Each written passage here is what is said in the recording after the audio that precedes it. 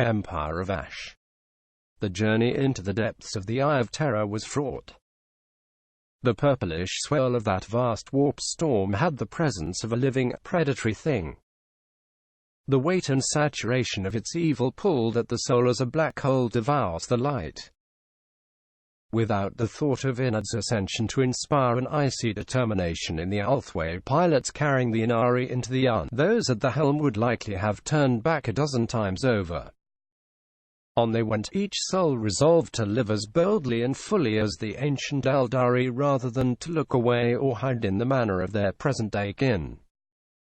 The graceful starships move under the cover of gigantic Holo-Fields, bypassing the embattled Imperial war zones of the Cadian Gate and venturing into the unstable overlap between realspace and the warp. The Eldar expedition evaded fang-toothed space-time tornadoes, fled from hungry ghost suns, rode out hailstorms of bloody skulls and negotiated crashing tsunamis of raw warp energy. They did not falter. Whenever the resolve of the Ynnari began to waver in the face of these trials, Yvraine was there to inspire them and lead them on. It was this bravery that came to typify the Ynnari over the Terran months to come, securing their reputation as a force for change from one side of the galaxy to the other. Already the shock waves the Ynnari had sent throughout the Eldar civilizations were causing ripples of causality in the turn. The transformation of Yvraine in the Crucible had triggered the invasion and disjunction of Comoria, and Asdrab'el himself had abandoned the Dark City as a result.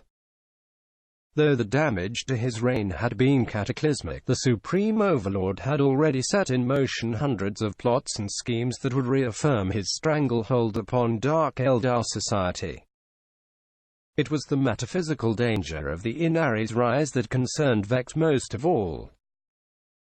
Almost as soon as Yvraine had escaped the Dark City, wheels had been put in motion that had seen a host of Vex-Human-Cully allies depart for the most dangerous reaches of the Webway, and from there to the same demon-haunted planet sought by the Reborn.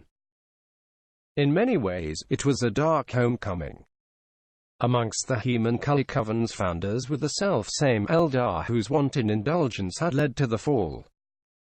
After a series of maddening and surreal trials, the Ynnari expedition reached its destination with most of their number still alive. There were those that maintained it was the spirit of the Altansari warlock Gentilian guiding the Ynnari through the Eye of Terror's hellish reaches that allowed them to reach the destination all but intact. Others said it was the presence of the Incarn. It may even have been Ynnead himself that held back the infernal tides. Certainly that was what Yvraine had claimed since they had passed the Cadian Gate. Though many of the Reborn were slain during demonic attacks or driven irrevocably insane en route, the core of the Ynnari's expedition was still intact when the convoy of Eldar starships came into orbit around the giant, milk-white orb of Belial IV. When an Ulthwé warhost's grav tanks bore the Ynnari low into the Crone world's atmosphere, and from there to the surface of the planet, there was not a soul to be seen. Dunes of off-white dust had accumulated everywhere, the residue of a once mighty civilization mingled with the remains of its people. The planet's ruin-dotted surface had the stale and unwelcoming atmosphere of a place that had not felt the footfall of a living creature for hundreds of Terran years. Just occasionally, however, the Ynnari saw echoes of movement in their peripheral vision, as if something half-real was watching.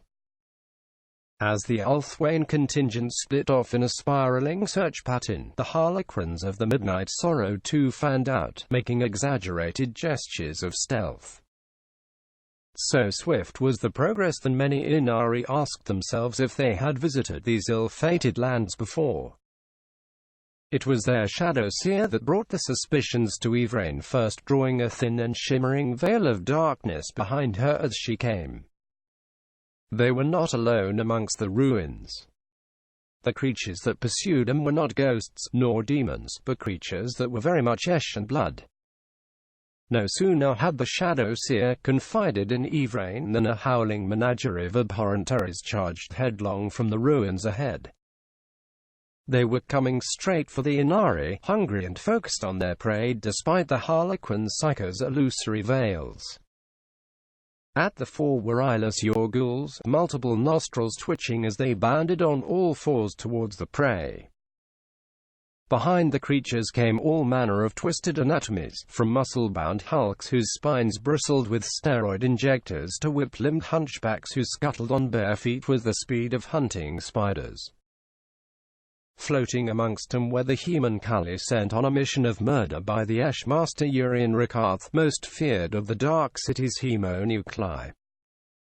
Eyes wide, the human cully grinned like 8 skulls as they came, many licking their lips in anticipation of the gruesome experiments they would enact upon the Ynnari. It was as if the vilest elements of the ancient Aeldari society had been resurrected amongst their shattered holdings, and given forms that better mirrored their inner personas, not those of elegant and athletic paragons, but of ravening monsters, whose surpassing ugliness revealed the parasitic souls beneath. The Ynnari were under attack from the hidden architects of the fall, an echo of the torrid past come to rip away the brightest hope for the future. As a silver moon glimmered upon the parched surface of Belial IV, the echoes of Aeldari long dead ittered and moaned amongst the ruins, crying out as the darkest incarnation of their ancient society fell upon their would-be saviors.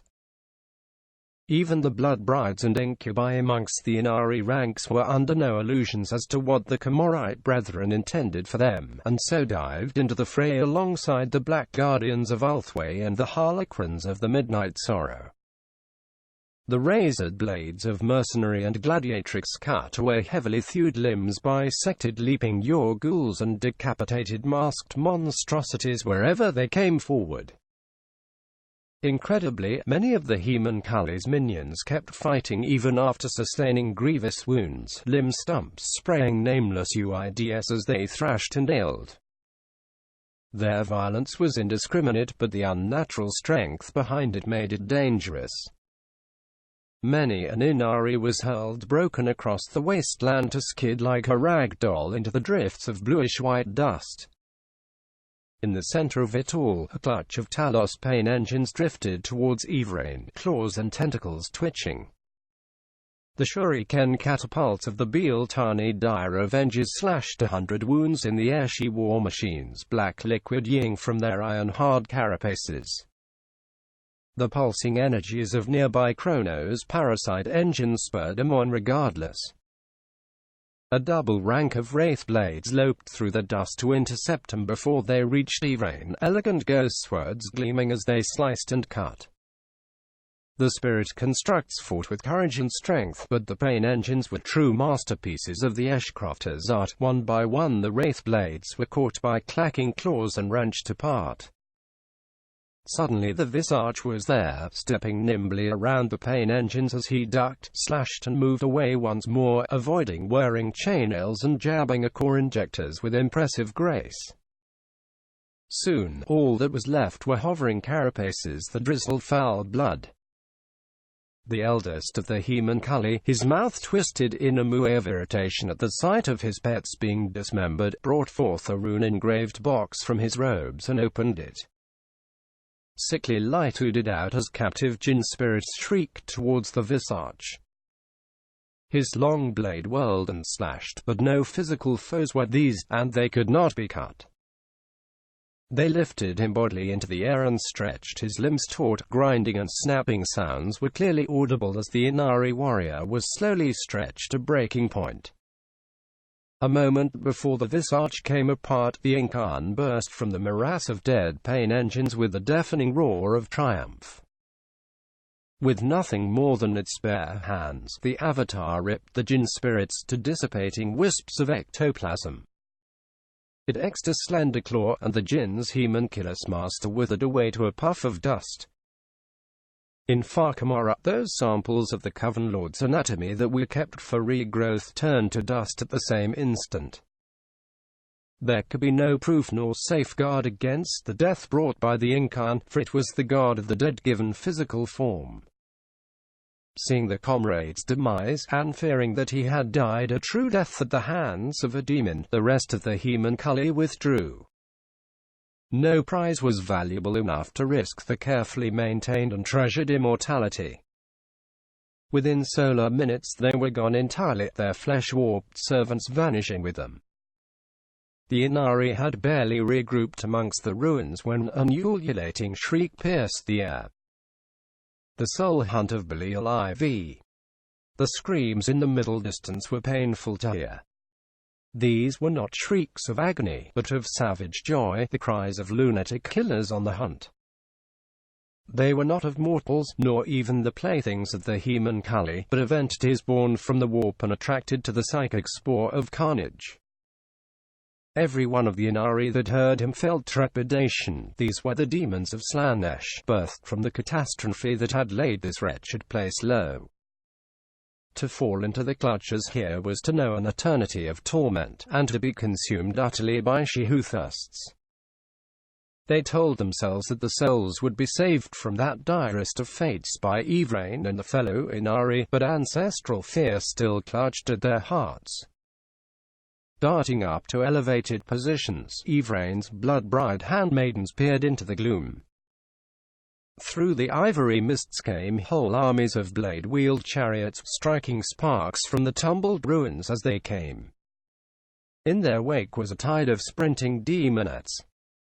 Realization broke across the Eldar like a cold wind. This was a hunt, and they were the quarry. Yvraine cursed loud and long. The souls she kept safe within her had aided her in finding signs of the ancient chronoswords she sought. One of the artifacts was near, but not likely near enough. Shortly before the human-killer's ambush was sprung, Yvraine had found a trail of dead wastelands, the psycho-crystal gems known as Aish's Tears. Highly prized as havens from Slaanesh's unquenchable thirst for Eldar souls, they were formed by the sharing of realspace and the warp during the fall. The particular wastelands Yvraine had found did not glitter with psychic potentials like those typically sought out by the Rangers and Wraith Knights of the craft worlds. Instead, they exuded a leaden absence of life. Yvraine had followed the trail of dead stones to find it converging with another, then another. It was a sign, a hint that one of the morbid artifacts she sought was close, though with the demons of Slaanesh hunting her, there was no time to investigate. It occurred to her that might be precisely why the demons had chosen this time to strike, though it was just as likely they had waited for the human Kali and the Ynnari to bleed each other white before attacking the survivors. With her inherited Gyrinx growling at her heels, Yvraine took up her own chronosword once more and made for the charging demon host. She was unsurprised to see the Visage leading the Eldar from the front, darting through the densest ruins so the chariots of the Slaaneshi could not attack him without dashing themselves to pieces. Their Ulthwé allies were no more than a few Terran miles distant, though they had split off from Yvraine's vanguard in a search pattern in order to find the chronosword they sought. Eldrad Ulthran had insisted there be a strike force close to the Ynnari at all times in case of ambush. As she saw the demonic chariots racing pell-mell around their ranks, Yvraine's hope that they could reach their Ulthwé allies ebbed away. The Slaaneshi were moving along what had once been the widest boulevards of the Crone world's capital city, bouncing and skidding at a breakneck pace as they encircled the prey entirely. With them came demets riding long-necked bipedal steeds of Slaanesh, and freakish, scorpion-tailed fiends of Slaanesh whose pincers clacked a percussive accompaniment to the chorus of delighted screams. Within solar minutes the Ynnari were trapped. They had been expertly driven into a dead end, a sinkhole pit before them and Slaaneshi demons on all sides. Yvraine and her vanguard exchanged doleful glances, preparing for the last stand. As they drew close, they saw the sinkhole before they were no natural well at all, but a vast gullet that pulsed and growled in hunger. The hordes of demets came within range of the Ynnari's shuriken weaponry, and a blizzard of razor discs hurtled out. The slicing kiss only served to drive the Slaaneshi hunters further into an ecstatic frenzy. On the lithe demons came, hissing and hungry. Bounding lightly through the ruins came the harlequins of the Mask of the Midnight Sorrow, diving and somersaulting to intercept. They joined in battle with the demons with such grace and speed the skirmish seemed as if it were choreographed. The clash between demon and harlequin had long been a subject of the dancers. Where the Eldar fell in greatest number, there was Yvraine, drawing the souls of the lost into herself even as the bodies died. The ghosts were made visible by the eerie half-reality of the Eye of Terror. To those around her, it seemed that Yvraine was physically breathing them in. With each release of deathly energies, the Ynnari around her found themselves inexplicably invigorated. They pressed the attack with such quicksilver speed even the demons looked sluggish by comparison. As the battle reached a crescendo, a moan of longing came from the throat of every demonette, steed and fiend of Slaanesh. From the gullet pit blocking the Eldar's path emerged a vast claw-tipped tongue as large as a human hive city transmotive. Many Ynnari screamed at the sight, fearing she who thirsts herself was emerging to gorge upon them, and perhaps they were right. Riding upon this grotesque appendage, their claws hooked into cairn-sized taste buds, were three greater demons of Slaanesh. The largest of them, the incarnation of dark bliss known as the Queen of Suffering, howled with ecstasy as the titanic tongue slashed down, crushing hundreds of Eldar to death. Flanked by two of its disturbingly alluring kin, the Keeper of Secrets swept a dual-studded claw through the air, backhanding two leaping harlequins into the scissoring pincers of its fellows. Their end was swift, at least. Blood glittered like ruby rain as they came bodily apart. From nowhere the Incarn loomed upward through the mist, its hissing whisper growing to a waterfall's roar. It darted towards the greater demons with blurring swiftness and grabbed the Queen of Suffering by the throat. The she-demon gave a strangled cry of surprise as the Incarn ripped open her neck in a welter of blood.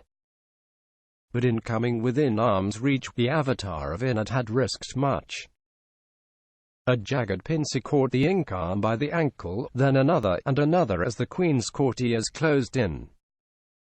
The Incarn was yanked down and dashed to the oar. A moment later it was stamped into the saliva-sodden earth by a array of cloven hooves. Yvraine gave a cry of anguish. She summoned the energies of her god, a storm of whispers hissing out to consume the demons around her. They turned to cold grey statues, then fell apart, but there were more to take the place. Nearby, Eldrad Ulthran and Kaisadurus were striking at the axe of one of the Keepers of Secrets, their witch weapons uttering as they tore it one grievous wound after another. Harlequins vaulted around them, IP belts keeping them one step ahead. The spectacle was so rich in splendor, so steeped in ancestral hatred, it was all the Harlequins could do not to fall into their ritual roles and reenact the famed performance of the fall in reality. Even as she fought for her life, Yvraine had a strong feeling that she had seen this all before.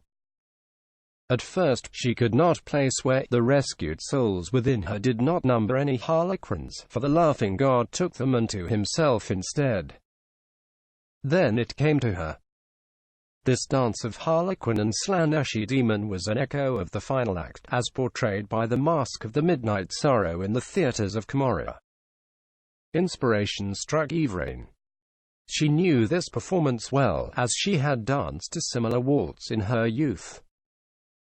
She dived, rolled and span, for by recalling the dance forms that had fascinated her as a child, she found she could predict the Harlequin's battle dance all but perfectly, and therefore that of the demons that faced him.